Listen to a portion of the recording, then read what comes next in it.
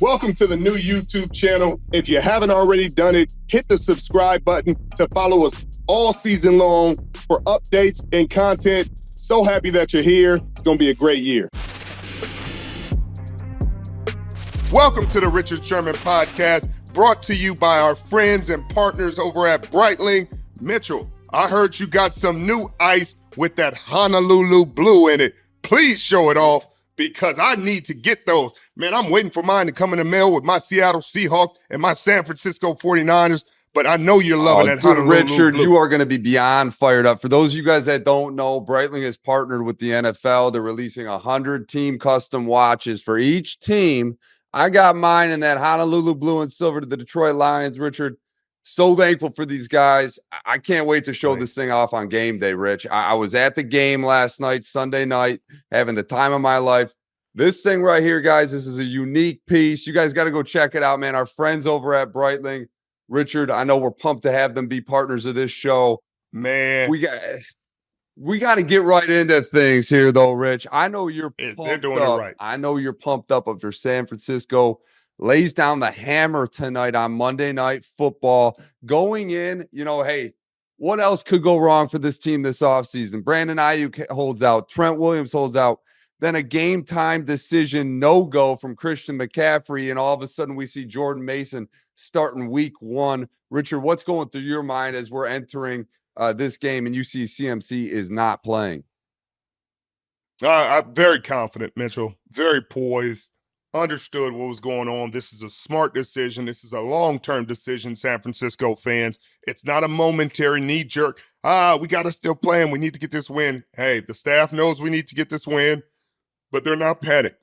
They know this is an incredibly talented team. This is why they paid Deebo Samuels like a wide back. This is why they kept Jordan Mason. They have answers. They have things that they feel comfortable with. And to allow Christian McCaffrey to rest, you want him for the Super Bowl, not the first week of the season, if you can keep him. So that was a smart decision by the staff. And what a freaking game by Jordan Mason. It's something about just getting your opportunity and making the most of it is really cool. People saying he looked like Marshawn Lynch out there. My goodness, he does run with a very heavy hat. He runs downhill, Mitchell. He was punishing people all day. You can see as the game went on, he's starting to wear the defense down. People turning down hits. People turning down tackles. Hey, sometimes they're running into blocks like, hey, keep me over here. I don't want what's over there. That dude looked like the rent's due. He running like the rent is due, Mitchell. And that was freaking great for the San Francisco 49ers. Great for him. You could hear how happy and how proud Kyle Shanahan was of just him getting his opportunity. They knew what he could do, but he went out there and showed the world in a primetime game what he's capable of. That was really cool. The team was rallying behind him. Also, a really, really solid game from Brock Purdy, 19-29 for 231, no touchdowns, no interceptions. He did drop a dime to Brandon Aiyuk. Unfortunately, was unable to come down with it, or else that would have been our play of the week, Mitchell, because he put it on him. And unfortunately, they didn't get it done. They settled for a field goal. Juwan Jennings also had a really, really good game. Third and Juwan is still live and well, got paid, and he's still getting open. Deebo Samuels had a solid game, carried it 8 times for 23 yards, 5 catches, 54 yards, and a touchdown. Our guy, friend of the program, Diamador Lenore, the hyena, he called his shot. He said, I got something for A-Rod this Monday night. He got targeted a couple times on a slot fade to Garrett Wilson. Heck of a play by Garrett Wilson, but they went to the well too many times. He ran a Colorado route, which is like a slant corner or slanting back out, and Diamador was all over it, covered it really well, got his hand in there. I think he should have went for the pick, but I'm not here nor there. It still ended up leading to a pick by Demetrius Flanagan. Fouls. Great play by him. It was, I liked everything about it. Nicholas John Bosa put a lot of pressure on him. At times, he looked like he was out there in a wrestling match. Tyron Smith is still one of the best tackles in the National Football League, a big mammoth of a man. And there were a couple times where I thought maybe there could be some something thrown, but the refs never do when there's Nicholas John Bosa out there, so they didn't. I don't think this was a slight against the Jets, Mitchell. I really don't. I think the Jets are still a really good team. I think Aaron showed flashes of what he could be. Remember, this is his first game back in almost 2 years. I think he showed flashes of exactly the dynamic, incredible arm talent that we've seen for the last 20 years. And he's going to have an incredible connection with Garrett Wilson. Allen Lazard was able to get 2 touchdowns in the game, really showed some flashes of the things that he was able to do in Green Bay. I did not think he was going to return to the Jets after the conversations at the end of last year, but obviously Aaron Rodgers had some conversations with the staff, says, hey, this is my guy. I got him. And he showed a lot of confidence in him today. Breece Hall looked solid. But the Jets are going to be a good team. But you're going against the San Francisco 49ers, one of the best teams in the National Football League. I told you guys, Aaron usually struggles against the San Francisco 49ers. But shout out to my guy, Nick Sorensen, defensive coordinator for the San Francisco 49ers. His first game calling the shots. Called a really phenomenal game. They looked incredibly sound against the run. Malik Collins looked like a guy early on, especially against the run in this game. Javon Hargrave had some flash plays that were really exciting against the run, a few pressures. Leonard Floyd got the sack. He and Nick Bosa put a lot of pressure on the quarterback. And then in the secondary, I mean, you didn't hear Charvarius Ward's name called very often because Charvarius Ward was out there strapping. Did I forget Pooney? Pooney at right guard for the San Francisco 49ers. Looks like they got one. It looks like they got one. Thank goodness, because San Francisco fans have nightmares about what the guard did on the final play, or one of the final plays in the Super Bowl in overtime, where it could have been a touchdown, and they just let Chris Jones run unblocked to the quarterback. Chris Jones.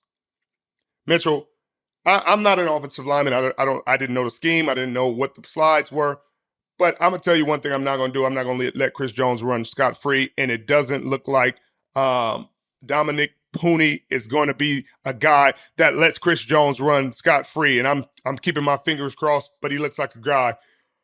The San Francisco 49ers fans have to feel good about this game and how it went. It wasn't as close as the final score says. They look like a dominant team. I look forward to seeing how they look next week. TD, Tutty, taking it to the house, in for 6. Whatever you want to call a touchdown, one thing's for sure. Touchdowns matter more at DraftKings Sportsbook, an official sports betting partner of the NFL. On the ground, in the air, from special teams or defense, we don't care how they score them. We just want to bet on touchdowns. And DraftKings Sportsbook is the #1 place to bet touchdowns. Ready to place your first NFL bet? Try something simple, like a player to score a touchdown. Go to the DraftKings Sportsbook app and make your bet today. Ready to do a touchdown dance of your own? New DraftKings customers bet $5 to get $250 in bonus bets instantly and get 1 month of NFL Plus Premium. Download the DraftKings Sportsbook app and use code Richard. That's code Richard for new customers to get $250 in bonus bets when you bet just $5, and you get 1 month of NFL Plus Premium. Only on DraftKings. The crown is yours. Richard, I was just letting you go, my friend. I know you're excited about this one, and rightfully so. I'll be honest with you, man. When CMC was ruled out, I thought the Jets were going to take this game. And you playing for so many high-level teams, especially in your Legion of Boom days in Seattle, and then the latter part with San Francisco, you know the importance when you're competing for that #1 seed and home field advantage. Getting every win matters, and taking a loss week 1 is just not acceptable when you're competing against the likes of the Cowboys, the Lions, et cetera, for that #1 seed. This is a huge win for the 49ers. Let's not undersell this. And going back to CMC, I mean, we saw it last year in LA. I mean, Cam Akers goes out in the preseason. Kyron Williams comes out of nowhere and just takes over that backfield and has become, a bona fide superstar in this league now. it looks like the 49ers have somebody in Jordan Mason. We saw flashes last year with him, but now that he's got the opportunity to take this job by storm, this number one RB role this week in a highly competitive game against a great defense, Richard, they got a 1-2 combo now. Now you can spell CMC a little bit. The weight of the world is not on CMC anymore. If you need a drive from Jordan Mason, there's not going to be that fall off. And like you said, he is that hammer. He is the Detroit Lions, David Montgomery. You need somebody like that that's going to come in late in games and give your team a drive or two. And that's what you got in Jordan Mason. Richard, this is A1 football for the San Francisco 49ers right out the gates. This fan base, this team should be very, very happy. As a Detroit Lion fan, hoping for a little bit of fall off in the Niners. Richard, they're legit, and make no mistake about it. It was funny to me because this game felt like practice to me, because all the days in training camp of Kyle Shanahan versus Robert Saleh, the adjustments, the arguments, the frustration, you could tell it meant just a little bit more to Kyle today, and that he was having a little bit more fun than he usually has, because he's going against one of his good friends, one of his colleagues, a guy he has a tremendous amount of respect for, and obviously a guy repping Breitling and Robert Saleh. He's a guy that does a great job defensively, but when we were in training camp, Kyle would draw up some nonsense, Mitchell, some just beaters for our plays. Like, hey, these are the answers. Of course, if you know the coverage we're in and you draw up the perfect play, Kyle would draw up some plays where you're like, Kyle, that just, like, what do you expect? That breaks every one of our rules on defense. And of course, he's wide open. I mean, what do you expect? We got to break the rules to cover him, or I'd bastardize the defense and cover him, and Kyle would be mad, be like, do your job on the play. I'm doing my job. He's not supposed to be open. You want him to be open because you want me to. No, heck no. Go take the check down. Take the check down. Now, you're not getting me with that. And I know there was some gamesmanship between he and Robert Saleh. Obviously, Brick is the D coordinator for the Jets and not Robert Saleh calling the plays. But, philosophically, he was having impact on those play calls. And I'm sure it was a great conversation after the game. Obviously, Saleh's not happy they got the loss. They go to Tennessee next week to play Will Levis and the Tennessee Titans. I really feel good. I feel like that's a good game for them. I feel like that's a chance for Aaron. They'll get a lot of man coverage from the Tennessee Titans. That's a game Aaron Rodgers and Garrett Wilson can really have their coming out party. You don't want to have – it's tough to have a coming out party versus one of the best teams in the National Football League. If they would have started with the Tennessee Titans, I'm sure their fans would feel a lot better about how this game went and about how their team looks. I think Aaron Rodgers is going to have an incredible season. I just know for a fact how he plays against San Francisco 49ers, and he does not play well. This is not going to be an indicator of how he's going to play all season, Jets fans. He will be fine. This defense will be fine. Sauce Gardner and DJ Reed will be fine. I think the secondary will be fine. I think the linebackers, I think everybody's going to be fine. It's just a really tough opponent. And the San Francisco 49ers going to Minnesota, where they have not had a ton of success. Even last year, remember the all-out blitz late in the second half that led to a huge play for the Minnesota Vikings, which led to them winning that game. And it's Sam Darnold. Sam Darnold getting his chance against Kyle Shanahan, a guy who gave him opportunity, kind of helped resurrect his career a little bit. And he had a really good game, a really impressive game last week against the New York Giants. And I look for him to have a really solid game. Kevin O'Connell has been drawing it up like nobody's business. Obviously, they have one of the best receivers in the league in Justin Jefferson.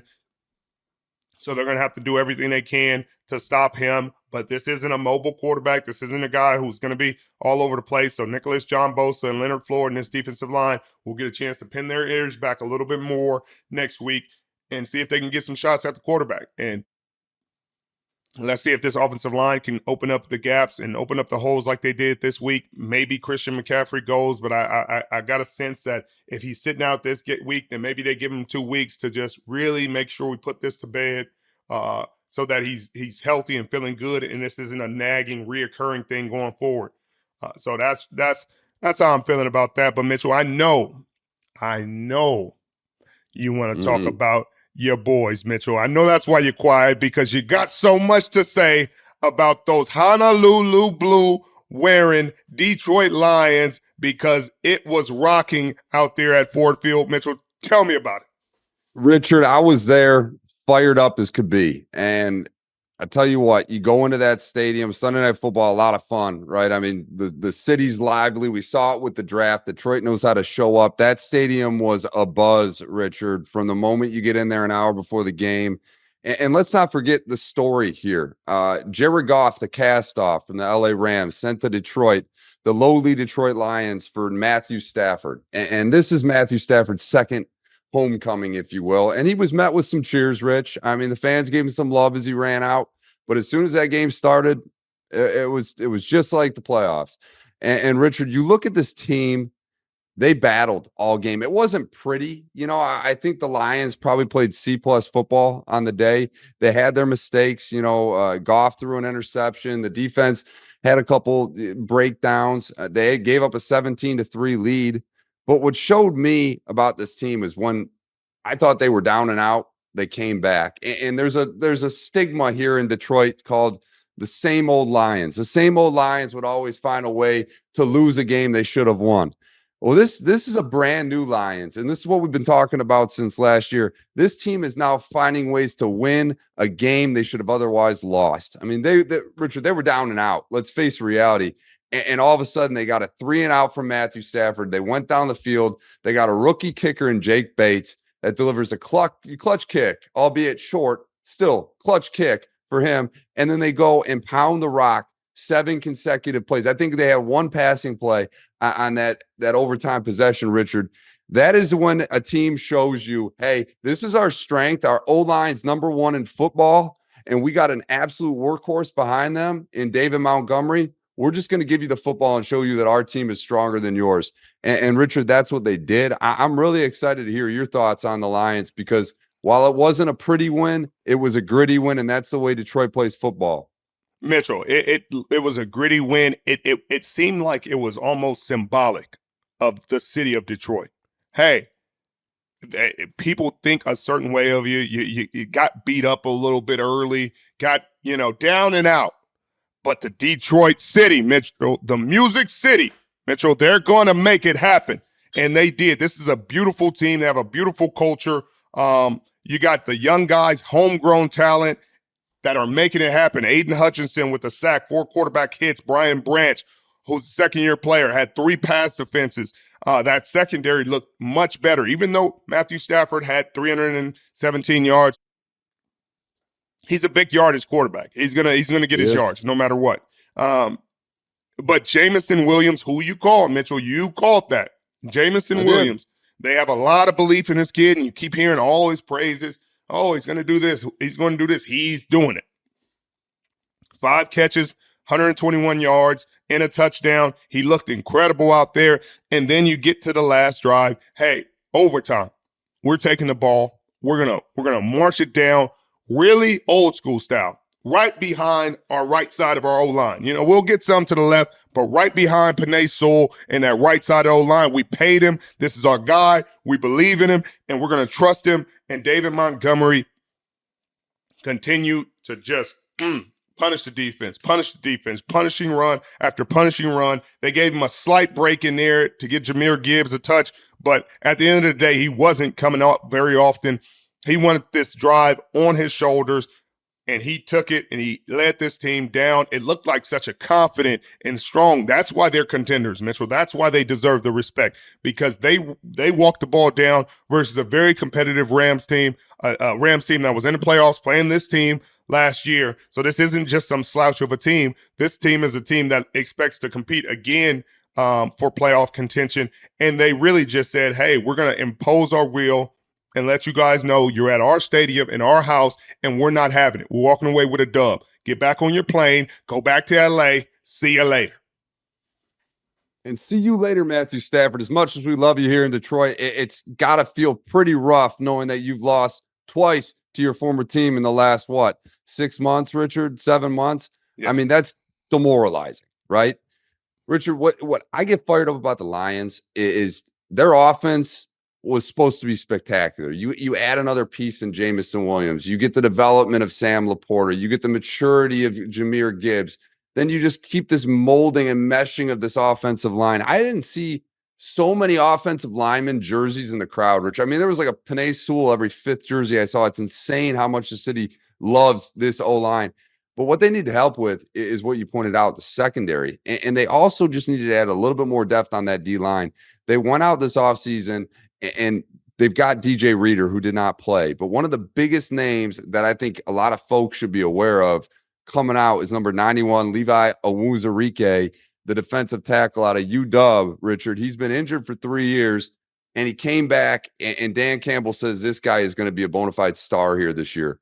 Richard, he had a sack against Matthew Stafford. If the Detroit Lions can add DJ Reader and another piece on that D-line, I mean, now all of a sudden we got a defense that could be, again, what I called top 10 in this league. Richard, I'm excited. I think this team can go on a run right away. I know you like the Buccaneers, and they are a tough team, but I just love the Lions at home next week. I can't see a situation that they lose that game. Vegas has got them as a touchdown favorite already. Richard, taking a week 1 dub feels a hell of a lot better than taking an L. I will leave you with that. No question, no question. And this is without a great game from your star receiver, Amon-Ra St. Brown. Not because he wasn't great, but because it was Jameson Williams' day. And now people are going to have to game plan for Jameson Williams. They're game planning for Amon-Ra, doing everything they can stop Amon-Ra St. Brown in the tight end. But you're not accounting for Jameson Williams. Now you're going to look at the film and say, man, we got to make sure we know where number 9 is at all times. And that's going to open things up for Amon-Ra St. Brown to have more success. But I guarantee you, Mitchell, I know you feel very confident about this game against Tampa, but they looked really good. Baker looks like he found his home. That Todd Bowles defense is very hectic. They create a lot of chaos. Levante David looked like he had a really good game. Joe Shoyinka had a really good game. They're putting a lot of pressure on quarterbacks. They're doing a lot of great things defensively. Mike Evans, Chris Godwin, those guys are putting on a show as they always have. But you're right. Your Honolulu Blue Boys look like a dominant force and look like they can win these games in whatever way they need to. It can be a big, high-scoring, pretty game. It can be an ugly, grinded-out, gritty game. It can be a defensive matchup. It could be a shootout. Whatever they want to do, it seems like they're going to have to do it in the Honolulu Blue. If they want to get a clue, Mitchell, I'm going to make a rhyme out of that at some point. I need that. I need that. Before you come to Detroit for that Green Bay Packers Thursday night football game, I'm going to need a wrap on this, Richard. Speaking of Thursday night football, I know you got to be fired up. This is your guys' first Thursday night football game of the year with Amazon. Richard, give me how excited. I know you got to be pumped, man. I know this is something like what goes through your mind pregame when you're about to go on the field, on set. Like, are you studying? Are you jacking yourself up? Are you listening to music? Like, tell me about it. Well, Mitchell, it's exciting. At the first game we ever did for Thursday night football, it was surreal for me. I think it was Kansas City versus the Chargers in Kansas City, and I found myself in my room, like going through my game day routine, headphones in, got my game day playlist going, and I could feel my body like turning on and my mind turning into like going into the place it needs to go to. Then I was like, wait, you're not playing. If you don't sit your behind down, like if you don't turn this off and put your suit on, you're not putting pads on today. You got to talk the game.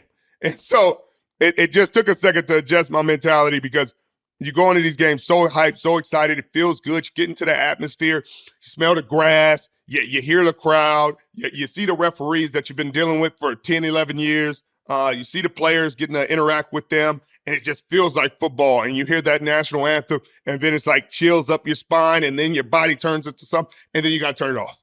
And then you got to say, you're not playing. Turn it off. Not you. They talking to them. They're going. But I'm super excited for this one. This is a fantastic divisional matchup. Both teams won last week in different ways. Buffalo has dominated this series, winning 11 out of 12, but I think the Dolphins have a great shot this week.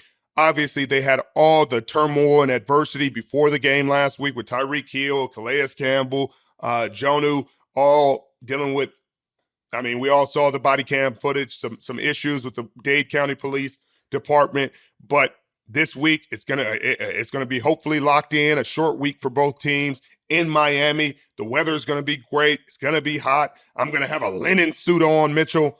I think Josh Allen is gonna go out there and want to put on a show, but I think he gets outplayed by your guy Tua Tagovailoa, Tyreek Hill, Jalen Waddle. I hope our guy Raheem Mostert can have some success. Jalen Ramsey seems motivated. He's on Twitter. He know he didn't have the best game last week. He's going to come in, trying to make a statement, trying to make a play on prime time to show everybody he's still there. He's still a guy. But Buffalo has a bunch of young guys. Keon Coleman, is he going to make a statement? Is he going to have a big game?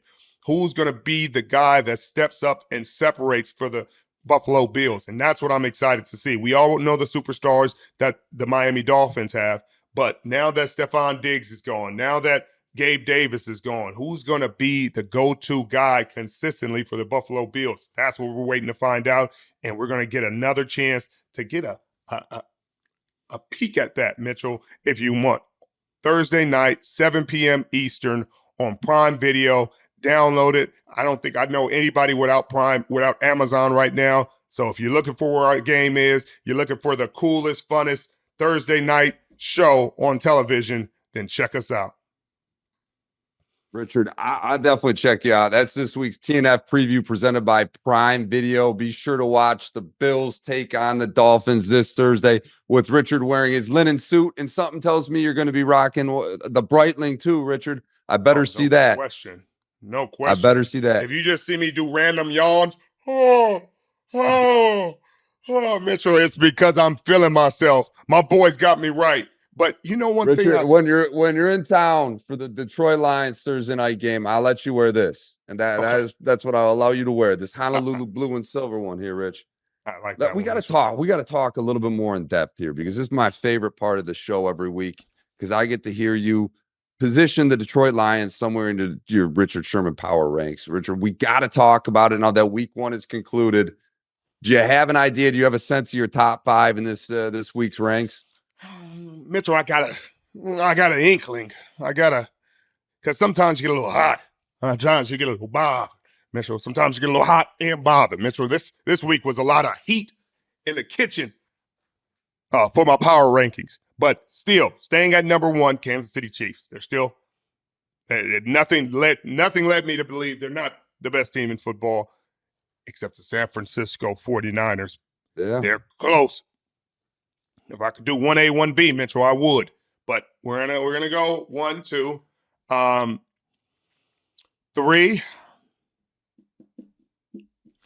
gonna give your boys 3, Mitchell. I'm gonna leave your Honolulu Blue Detroit Lions. They're gonna be 3. Yo, baby. Okay. I love it. I had a lot of confidence in the Houston Texans. I wanted to put them in there. I didn't feel great about their showing. I felt like CJ Stroud was a little bit hesitant.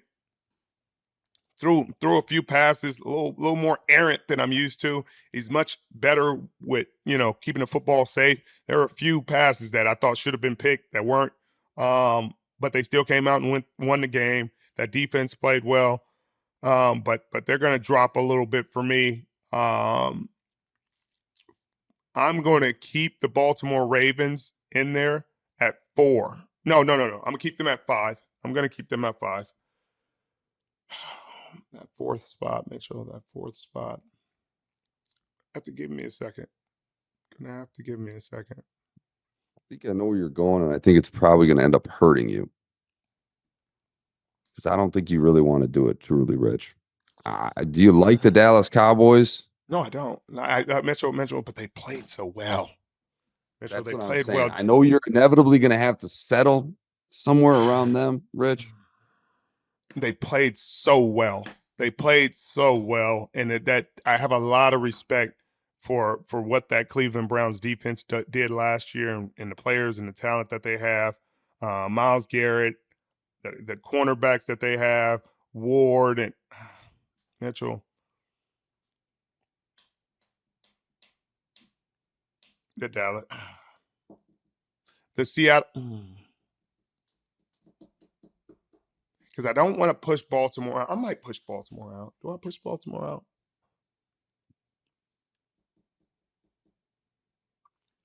Miami had a dogfight of a game.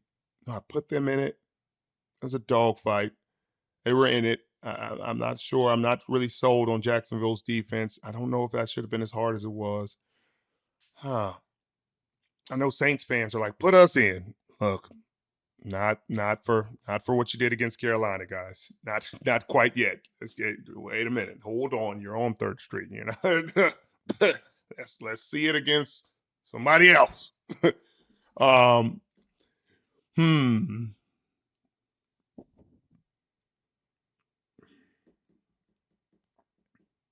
I can't be all NFC, Mitchell. I can't just go all NFC because it'll just be one AFC and 4 NFC. You got the Chiefs, Rich. I know, but then the rest would be NFC.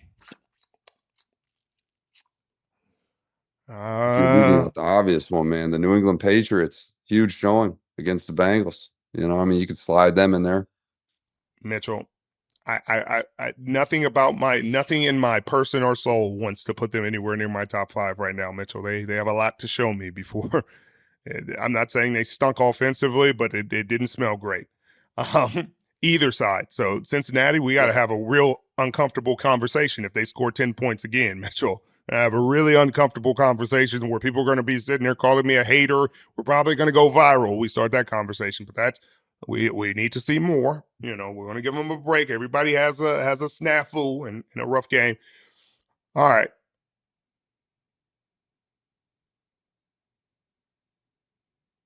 Kansas City Chiefs, San Francisco 49ers, Detroit Lions,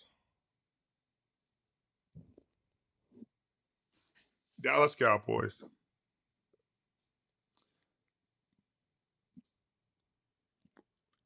Baltimore Ravens. It was tough. So I can live with it. I knew you were going to settle up there. We could have saved like a good 2-3 minutes of deliberation there, Richard. And pontificating. I told you it was gonna hurt your soul, and it probably did. But we got, in conclusion, the Chiefs, the San Francisco 49ers, my hometown Detroit Lions, the Dallas Cowboys, and the Baltimore Ravens. Richard, that's a week 1 power ranks. Sir, we've been hard at it. I know you've been really hard at it. We've given you guys 3 podcasts this week. Look forward to bringing you more and more. I know, Rich, you're fired up for this. I will allow you to sign us off as we conclude week 1.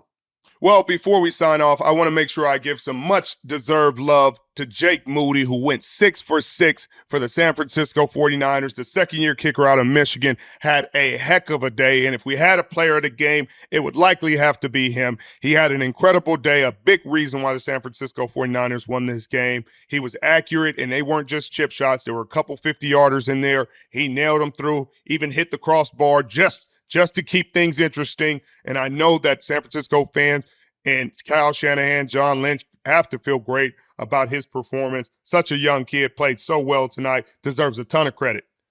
But I appreciate you guys joining me. Thank you, everybody who's hit that sub button. Thank you, everybody who's supported this podcast. We're trying to give you more content, trying to be there, make sure we put out more videos, more information, more knowledge, more love, and get you out of here as quickly as we can. You know, I talk a little bit, but thank you for joining us again.